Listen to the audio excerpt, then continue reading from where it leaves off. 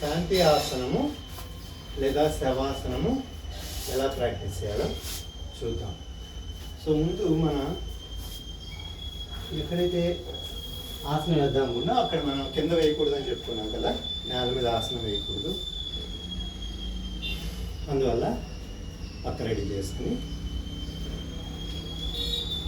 మెల్లిగా అడుగుని రెండు కాళ్ళ మధ్య 2 అడుగుల దూరం, అలాగే 2 చేతుల మధ్య కూడా 2 అడుగుల దూరం పెట్టి ఇలా పడుకోవడం అంతే. ఇది స్టెప్ నెంబర్ 1. అరచేతులు ఆకాశం వైపు చూస్తూ ఉండాలి. ఇప్పుడు మళ్ళీ మనం ఆనుకోవాలి. మన శరీరంలో ఉన్న శ్రమ అంతా ఈ శాంతాసనం వేయడం వల్ల తగ్గిపోతుందని, స్ట్రెస్ అనేది తగ్గిపోతుందని మనం ఊహించుకోవాలి. అది శాంతాసనం వేయడం వల్ల లాభం. ఇప్పుడు మొదలుగా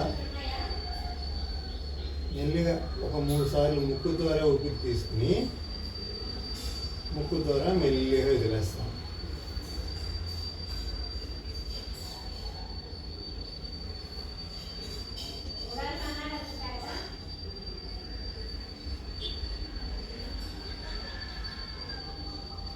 ఇప్పుడు మన కళ్ళు మూసుకుని మన శరీర భాగాన్ని ఒక్కొక్కదాన్ని గమనిస్తూ ఊపిరి పీల్చి మెల్లిగా ఊపిరి పీల్చి చాలా మెల్లిగా వదులుతూ ఉంటాం. అదే శాంతాసనం, అలాగే శవాసనం. దీనివల్ల మొత్తం శరీరానికి విశ్రాంతి దొరకడమే కాకుండా మన శరీర అవయవాలు పూర్వం కంటే ఉత్సాహంగా శక్తివంతంగా పనిచేస్తాయి. దానికోసం ప్రతిరోజు ఆసనాలు వేయడం అయిపోయాక శ్రమ తగ్గడానికి, అలసట తగ్గడానికి శవాసనం వేస్తాము. దానికి తోడు మొత్తం శరీర భాగాలన్నిటికీ ఒక కొత్త ఎనర్జీని మనం ఇస్తాము.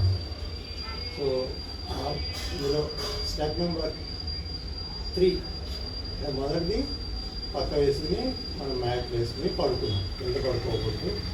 నెంబర్ 2, మన శరీర భాగాలన్నింటినీ కళ్ళు మూసుకుని గమనిస్తూ మెల్లిగా ఊపిరి పీల్చి చాలా మెల్లిగా వెతుకుతున్నాం.